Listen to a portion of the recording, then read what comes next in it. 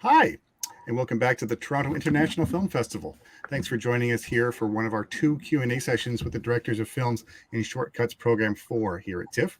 My name is Jason Anderson, and I'm the programmer for Shortcuts. And I'm thrilled to be joined by 6 of the filmmakers in the program, representing 4 films we have, and we're very, very excited to have them and the films with us. And first of all, I'd love to ask each of them to introduce themselves and say which films they're here with. And I'll start going my direction clockwise to Albert. Hi, I'm Albert Shin, filmmaker based out of Toronto, and I made the short film Together. Great, thanks. And Jack and Gabby?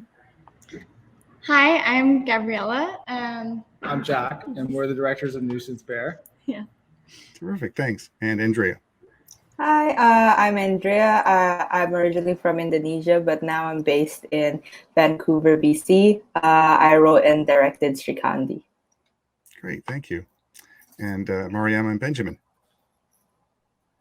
Hi, everybody. I'm Mariama. Ben. And we directed White Devil together. And we're basically it's the yeah, exactly. It's as seen in White Devil. I think you can actually as cast members and directors. Yes.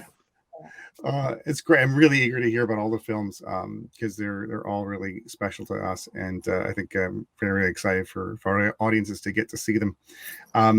And first of all, I just love to hear from each of the filmmakers too about kind of where these projects began and why they felt so compelled to tell these stories. Obviously, all of these films have obviously quite deep personal roots, and yeah, I guess I'm gonna start again with Albert. Yeah, so for mine, it was I had directed a feature film called Inner Place many years ago at this point, and during the research process of that, I came across this sort of phenomenon in Korea, which was these suicide pacts where people would strangers would contact each other through forums and such to talk about coming together to commit suicide together, and this sort of in this kind of defiant act of solidarity, So it was through, and that there's a component of that in the feature as well. So through that process, I kind of started writing this secondary script, and I kind of sat on it for a while, and then I don't know what finally compelled me to do it, but then I did it. I shot it, I wrote it, and I shot it, and then I kind of sat on it again for a few years until I finally finished it. So it's been sort of a long period from sort of inception to finally kind of bringing it to people. So yeah, it's just an interesting film, and it kind of touches on a lot of the things that I think a lot of my work touches on, which is trying to, without casting judgment, kind of explore sort of the more existential questions and things that we go through. Oh, great, thanks. And it's funny because I remember you did mention this film to me several years ago, and I'm like, I guess you had some time to finish it in the last year and a half.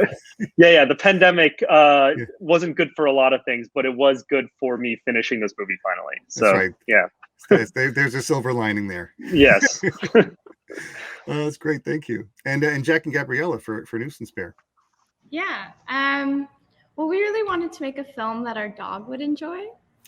And I'm happy to report that she loves it. It's her favorite film. but really, it was 2015. We were film students at York University, and we went to Churchill for the first time to make a short documentary.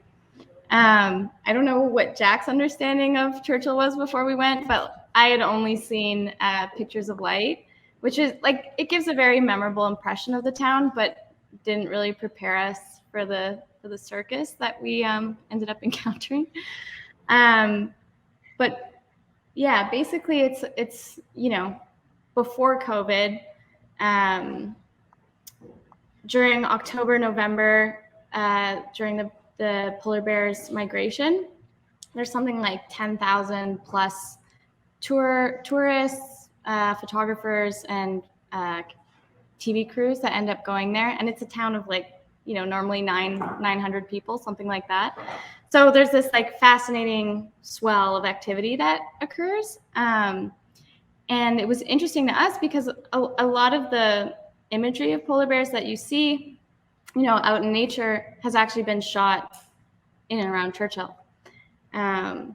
So we were just really sort of fascinated and inspired by sort of this tension that exists between tourism and the sort of like polar bear paparazzi, with the Canadian government's conservation officers working really hard to not let the bears get too habituated to humans. And so we really focused on that. And there's this interesting hierarchy of value when it comes to like what types of wildlife imagery is valuable. And we decided we wanted to make something that was all the sort of less valuable pieces, bear at a dump and things that you wouldn't see in something like, I don't know, Planet Earth. Yeah. It's not the David Attenborough version of this story. No. But it was one that was very real to us. So yeah. That's amazing. Thank you. And Andrea for SRIKANDI, which is I think a real standout for sure. Oh, thank you. It's actually a really long story. It started 2019. I was like 1 year in film school and kind of ending the program, and we had this final assignment to create like a 5-minute short film. And I haven't been home in a while, so I really wanted to do something that connected back to my roots. And Indonesia, it's actually, you can't really define what Indonesia is, just because we have so many different tribes and so many different cultures like divided between our islands. But myself, I'm Javanese, and that's where the shadow puppets came from. And obviously it's an art form that we couldn't consume here. But I looked into it, and because there was the parallel between that, it was such a male-dominated industry, I felt that I connected with that part with the film industry, and I made a little short in film school, but it was nothing really that went anywhere. It was just a final assignment. But that short that I made in film school, I actually used it as a pitch video to submit to a local competition here in Vancouver. And that's where SRIKANDI was first made, as a 5-minute short. But I actually didn't get to include the first scene of SRIKANDI in the competition because of the time constraints. But I knew I couldn't kill that baby just because it was one of the most crucial scenes in the story as well, because even without that first scene, you couldn't even know where the name SRIKANDI came from. So I felt that the film needed, I at least owed it to the film to show it in the full capacity, and I'm very happy to be sharing it in a platform like TIFF. Well, that's great. I think you've done right by the film too, and so I'm so happy to have it here. I'm glad to hear. Yeah, and certainly White Devil's another it's a real something. Really thrilled to have it as well. We'd love to hear. I mean, this one's one of our, I think, we obviously had a lot of films that reflected the sort of lockdown experience in one way or another, but this one was a really remarkable one in so many ways. Thank you. So about a little bit more than a year ago, we were approached by our friend and sometimes producer, Brad, and he wanted to know if there was a short film that we wanted to do that summer, somehow relating to the pandemic. And we thought about it, and the idea came together pretty quickly. So we had moved in together at the start of the pandemic for the first time. I mean, we'd already been dating for like a year and a half at that point, but we hadn't lived together. And we experienced a lot of the pandemic milestones and experiences like exclusively together, and we were really isolated like everybody was from the outside world. And we're New Yorkers, and part of that pandemic experience was also the murder of George Floyd and all the protests that came afterwards. So they were inextricable for us in talking about that period. So that's kind of what started to fuel it. Yeah, and then I think it started as we were sort of riffing, and it was sort of lighthearted at first. And then once we started to, you know, just sort of like the tendency of liberals to glom on to a point of view and then make it about their own self-righteousness and just that tendency that occurs. So at first it can be funny. It's something funny to make fun of, but then once we put it in the, you know, a horror context, some of the more ghoulish aspects of it started to emerge, and that was the origin of the movie. So joking and then going deeper and into the rotten part of it.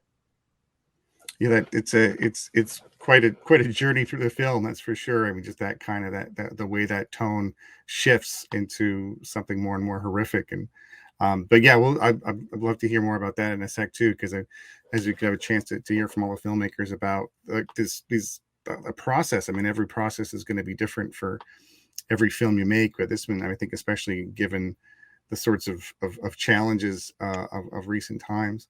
And it's funny because I was just thinking about sort of going to Albert, because you end up again this sort of almost lockdown film, this extremely confined film. At the same time, it was, you know, you had a couple of years ahead of everyone being trapped inside 24/7 for the pandemic. But yeah, what was the process like of you sort of kind of creating this sort of kind of world really inside this motel room, which it comes to kind of shift in, you know, mood so often, even in the short running time?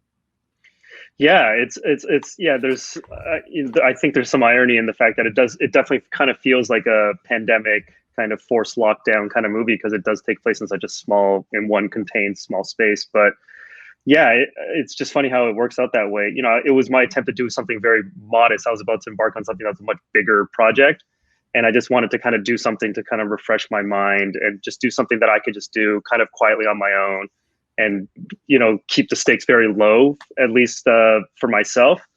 But as it turned out, it just kind of fit the right time for today. And you know, I'm always about kind of world building, and whether that's, you know, a big world or a small world. And I kind of wanted to retain that ethos for this one, which is that, you know, it's how can I strip pretty much everything away? You know, it's pretty much it's a blank wall motel room, you know, without much to work with. And I just gave myself a few little things, and how can I conjure up like a world just within these, and plus with two strangers, and how do we kind of navigate that space? So it was actually a fun exercise to do. And I went in there kind of with not low expectations, but just trying to be free and not thinking too much about the final product, but just kind of staying within the moments and seeing what we could kind of conjure up in the short amount of time we had to make the movie. And it was an interesting process to be, instead of leading, we were always kind of following. We were following what situations or what the actors were doing or what we thought about, or something would happen, or like the light was a certain way, and then we kind of pursued that, and we kind of gave ourselves the space to do that. And I think that was sort of the way to make the alchemy work for this project, where it was very much, you know, it was definitely a addition by subtraction process, because it's, you know, for people when you see it, or for people that have seen it, it's, you know, it's not a very big movie, so how can I do something with almost nothing, kind of thing. And also, I mean, one thing, just to say that it's actually surprisingly upbeat for a you know, suicide pact film, I must say as well. It's yeah. So that was one thing that I did want to do, which was that I wanted to make sure there was an optimism and a hopefulness. You know, I didn't want it to be completely miserable. You know, there's to a certain degree, they're sort of miserable people because they've gotten to this point in life. But even within all that, finding sort of the light and having a hopefulness, which was very key to it working in my mind anyway. So it was how to get to the hopefulness, which was an interesting process, but it was always supposed to be hopeful at the end, hopefully. It's definitely got an energy. I was just thinking about kind of, you know, again, sort of a kind of a world building, especially as it relates to SRIKANDI too, because you have this incredible kind of portrait of, I mean, not just both the sort of world of this family and what they're experiencing, but the shadow puppetry, which is you know, and that I would love to hear Andrea talk about the challenge, I guess, of capturing that in this whole other medium. Obviously, shadow puppetry and cinema have some some shared connections, but it's really remarkable how you're able to sort of draw it together in the film. Yeah, absolutely. It was a little bit of a challenge because shadow puppetry traditionally it's something performed overnight. So usually it would play in a small village. It would start at 10 p.m. and it would end at around 6 a.m. So it's an event where villagers come to the shadow puppeteer's house or their studio, and they would spend the night there, and they would just experience this performance because maybe some of them doesn't even understand what the story is, but it doesn't really matter because as long as you understand what's captured on screen, that's what actually matters. But it was the challenge of putting it all in short form, because how do we condense this long performance that was supposed to take 8 hours into an 8-minute short film? So what I did was that I worked really close with the shadow puppeteer, and because we made sure that this is the story that we want to tell through the puppets, and we just made sure that we hit all of the beats. We still performed it very lengthwise, like we didn't try to cut off like speed up the pace or anything, but we just wanted to make sure that we during the post-production process that all of the beats were also in there. But another thing that was very important to us was the sound, because the thing about a traditional performance, they would have a lot of like the gamelan orchestra right behind the puppets, but because of COVID we couldn't do that because we couldn't bring in that many people to play the instruments and stuff. So the puppeteer had to record every single instrument individually by himself, and he had to orchestrate it in his head as if like he was playing 8 different people at the same time, and we just recorded it in time and then placed it all together during post. But yeah, no, he was the rock star of the show. Wow, it sounds like a very useful person. Given absolutely. Yeah. That's amazing. Thank you. And I guess I will too. I mean, just thinking about that. I mean, I was just thinking about sort of these interesting visual approaches, and for Nuisance Bear, I was thinking like, I was getting towards the end of my first viewing of that film, and I'm thinking like, how is this? This looks like a Michael Mann thriller, and it's this bear. It's something that has this kind of energy and sort of momentum that I was really struck by. I mean, I was just talking. I just would love to hear about your sort of approach again to sort of shooting this very strange world and these massive animals that are kind of encroaching, or rather rear encroaching on their turf. So as these things happen. Thank you. I think even like during our first trip in 2015, we sort of realized that the more nuanced and complex stories were being omitted.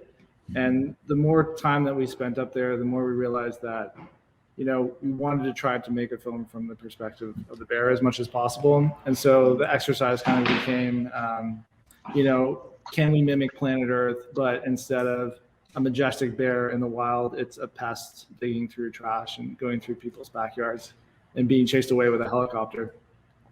Filming in the Arctic's really clumsy. I mean, filmmaking in general is pretty clumsy. And especially at -30, it's exhausting getting in and out of the car. And so I think last summer, Gabby and I realized that maybe we were kind of going about this film wrong, and there was like a work smart, not hard solution. So we kind of devised a way of mounting the camera to the front of the car the way that Planet Earth does. I mean, our version of it, our cheap version of it. Yeah. And, so that allowed us to film moving polar bears at eye level safely.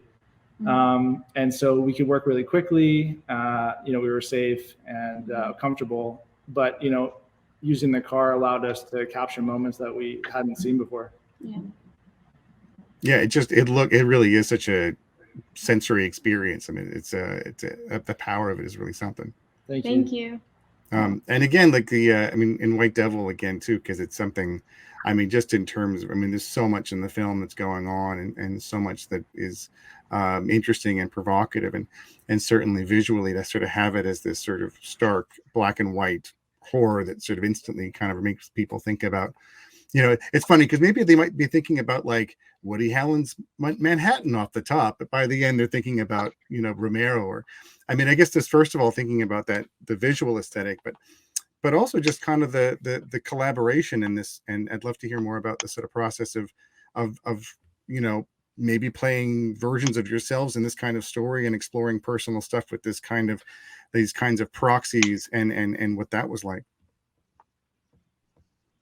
Yeah. Do you want to talk about the visual stuff? The Woody Allen, the point you made about how it starts in a sort of, Woody Allen-esque space was our hope and our intent. Yeah, I mean, you sort of already alluded to, what we were referencing visually to set up. I mean, literally the opening music is sort of that Django Reinhardt style. Yeah. So we're establishing sort of a familiar bourgeois scenario. That's a New York thing, and the black and white, and like even the slapstick comedy in the opening scene. But obviously the context is different because it's an interracial couple at a certain moment in time.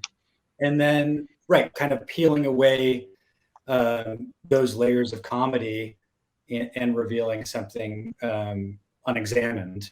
And honestly, outside the realm of polite speech, even in leftist circles, we felt. So it's something that it's difficult to address head on.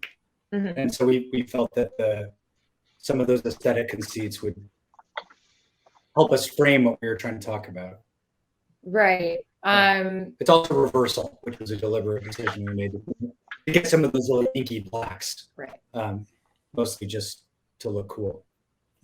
Yeah, and we, because it was shot during the pandemic, it was a very limited number of people who we could work with. That's also part of the reason why we played the roles. We couldn't, invite too many people into our home, and we tried as much as possible also to be distanced from, for instance, like ODP did a lot of shots from outside the window, which we liked aesthetically and also practically, kind of kept us in line with the COVID guidelines. But we wrote it together and acted in it and directed it, and occasionally would also shoot each other. Some of, the stuff in the basement, Ben shot, and I also shot of him and some other portions. So we really just needed each other a lot throughout, the entire process, which was really, really crucial. It was a challenging shoot because we just had to wear so many hats. But working together was amazing. I'm relieved to hear that, given the the kind of stresses within the sort of surrogate screen surrogate relationship. Yeah. Yes. Yeah. We're actually getting married this weekend, so it all worked out. Good to hear you. That the real life situation is blossoming into matrimony. So, yeah. Well, it's great. Well, congratulations, first of all. And I just want to thank everyone who was here with us and who could share their films with us. I'm again so pleased to have them on the program. They're all real remarkable pieces. So I hope people viewing get to enjoy them many more times, and the films go on to have great festival lives too. So thanks everyone for being here. Thank you so much for having Thank you. me. I just wanted to having say, us. awesome movies, everybody. Yeah. We really. We Watched all of them. Such a pleasure. So Yeah. it's awesome to be with you guys. Yeah. Amazing. Same. Yeah, we feel